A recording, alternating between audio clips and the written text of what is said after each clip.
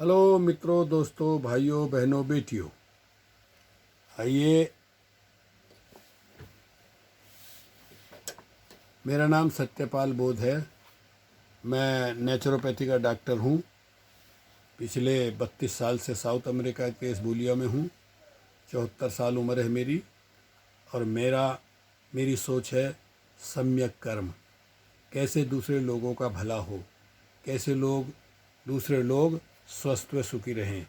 इसलिए मैं कुछ स्वास्थ्य संबंधी बातें भी बताता सिखाता हूँ। आइए बताते हैं आपको मानसिक रोग के बारे में।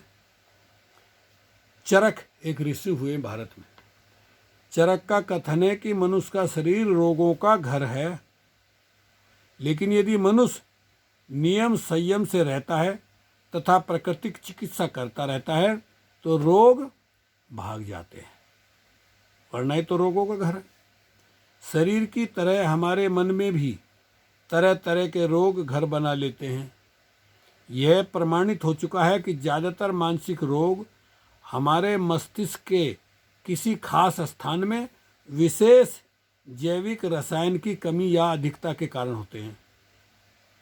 इस दिशा में प्राकृतिक चिकित्सा में निरंतर शोध हो रहे हैं।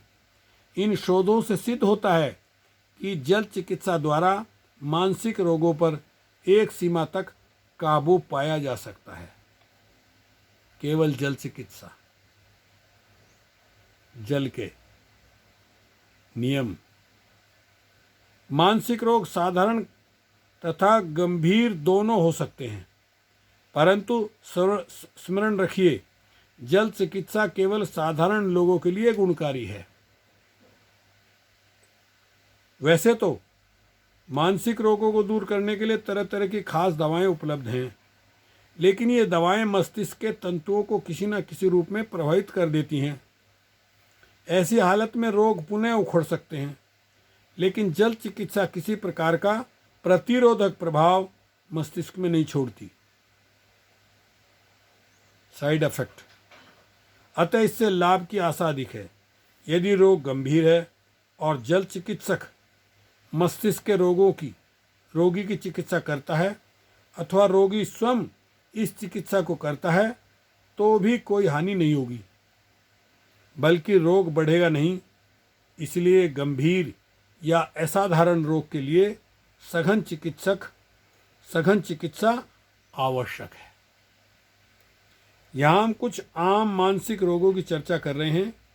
ये रोग प्राय परिवार में किसी भी सदस्य को हो जाते हैं, अतः इनके लक्षण मिलाकर घर में ही जल चिकित्सा की जा सकती है।